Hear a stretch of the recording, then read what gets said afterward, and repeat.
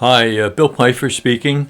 Today I'm going to tell you where Saint Valentine's Day comes from. Before I begin, however, Mary's Field and this site is a full service site. I'm not kidding when I say that. Stick with us and you will hear everything about life, the spiritual life, real life from A to Z in the course of time, in small, easy spoonfuls, all in less than 5 minutes a day. Sounds good, and we will make it be that way. The story is told by Saint Valentine himself in the first person.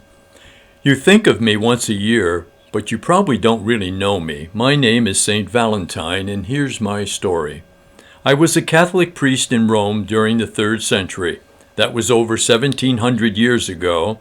I loved serving God by helping people, but I didn't like serving our Emperor Claudius II.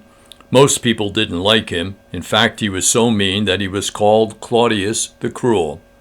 He kept leading our people into wars we didn't want. We had to pay for the wars not only with money, but also with the lives of our young men. More and more men didn't want to fight in Claudius's army because they didn't want to leave their wives and families. As a result, Claudius couldn't get enough soldiers to fight in his wars. Then he came up with a terrible idea. He made it against the law for people to get married. No more proposals, no more marriages, no more families. Can you believe it? He thought that if men didn't have wives or children, then they wouldn't mind giving their lives to fight in a war. I thought it was ridiculous and awful, and I knew that God didn't like it much either. When a man and woman feel in love, God wants them to be able to get married and to have children. So even though the punishment for breaking this law was death, I kept marrying people in the church anyway. I obeyed God, not Claudius. Here's how we did it. Imagine the scene. It was so romantic and exciting, but it was scary too. A bride and groom would sneak away in the dark of night. Often they came by themselves without even their parents or best friends because they were afraid that if anyone knew, then Claudius's soldiers would find out. The couple would knock on the knock door of the church and I'd let them in. I'd light a candle, open my Bible, I'd whisper what God says about love and marriage. We had to whisper the words because the whole marriage, end of the whole marriage ceremony, so that we wouldn't get caught breaking Claudius's law. The bride and groom would exchange rings and share a kiss. Then I'd offer a prayer and we celebrate the Eucharist, remembering the life, death, and resurrection of Jesus. The whole time we listened to the sounds of soldiers' footsteps, just in case we had to make a run for it.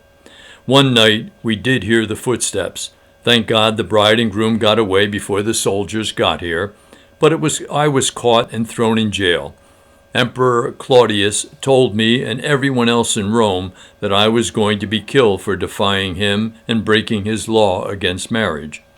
He was punishing me to try to make people too scared to get married. However, Claudius couldn't stop true love. That would be like stopping God because God is love. So I kept my faith in trusting God and true love and continued to blossom in Rome. I couldn't marry men and women who were in love while I was in jail, but I could still share God's love with them when they visited me.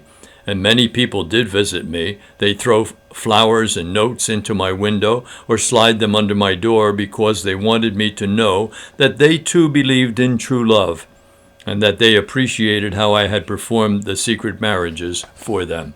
One of my favorite visitors was the daughter of the prison guard. Her father let us talk as long as we wanted to, and she visited me many times. She helped me not to sink into depression or to be overcome with fear while I was in prison. On February 14th, 269 AD, I was put to death. But before I died, I left my friend a note thanking her for being such a caring companion to me. I signed it, Love from your Valentine. Emperor Claudius thought that by killing me he could silence God and all true lovers. Isn't that ridiculous? Today we can easily see how wrong he was. Look at what has happened since I died.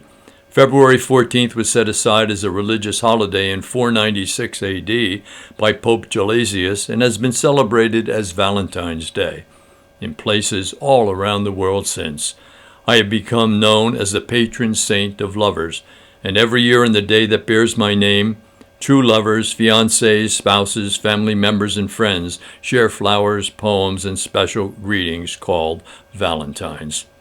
A special warning to those who are Christians: guard your lips.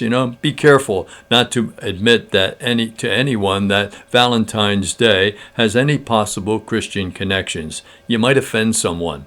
Better to say it was begun by Hallmark cards or Whitman chocolates, or maybe Rudolph Valentino. You can never be too careful. You don't want to offend anyone. Remember, happiness tomorrow depends on doing the truth today. Do have a nice day.